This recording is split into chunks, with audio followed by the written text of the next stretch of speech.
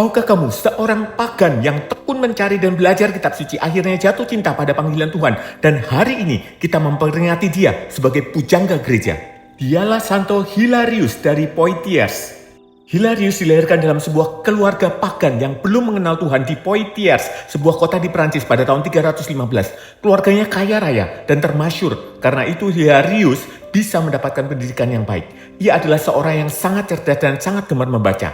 Banyak buku yang sudah dibacanya, namun ada satu buku yang betul-betul menarik minatnya, yaitu Kitab Suci atau Holy Bible. Hilarius sangat terkesan dengan kisah hubungan yang terjalin antara Allah dan manusia yang tertulis dalam kitab suci. Ketika sampai pada bagian Musa dan semak yang terbakar, Hilarius sungguh amat terkesan dengan nama bagaimana Tuhan menyebut dirinya sendiri. Aku adalah aku. Hilarius membaca tulisan-tulisan para nabi juga. Kemudian ia membaca seluruh perjanjian baru. Pada saat ia selesai membaca, ia sepenuhnya menyadari bahwa ia telah percaya kepada Kristus dan memberikan dirinya untuk dibaptis. Kok minta dibaptis?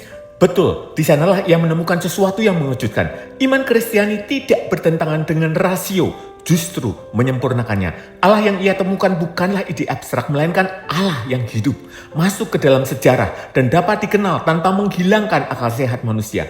Ketika kemudian iman akan Yesus Kristus dipertanyakan dan dipermudah demi kenyamanan zaman, Hilarius berdiri teguh. Dengan kejernihan berpikir dan kesetiaan iman, ia membela kebenaran bahwa Yesus adalah Allah sejati dan manusia sejati yang menderita karena kebenaran itu, tetapi tidak pernah mundur. Melalui tulisan-tulisannya tentang Tritunggal Maha Kudus, Hilarius menunjukkan bahwa iman yang dalam menuntut pemikiran yang serius dan pemikiran yang jujur akhirnya membawa manusia kepada Allah Bapa itu sendiri. Karena itulah gereja mengenangnya sebagai pujangga gereja. Bukan hanya karena kecerdasannya, tetapi karena keberaniannya mencari kebenaran dengan sungguh-sungguh dan kerendahan hati. Kisah Santo Hilarius mengingatkan kita hari ini, iman Katolik tidak takut pada ilmu pengetahuan, tidak gentar pada pertanyaan, dan tidak alergi pada logika, selama hati mau belajar dan sungguh mencari kebenaran. Santo Hilarius mengajarkan kita satu hal yang sederhana namun menuntut keberanian. Setia pada kebenaran iman mungkin membuat kita sendirian, tetapi kesetiaan itu tidak pernah sia-sia di hadapan Allah. Tuhan memberkati.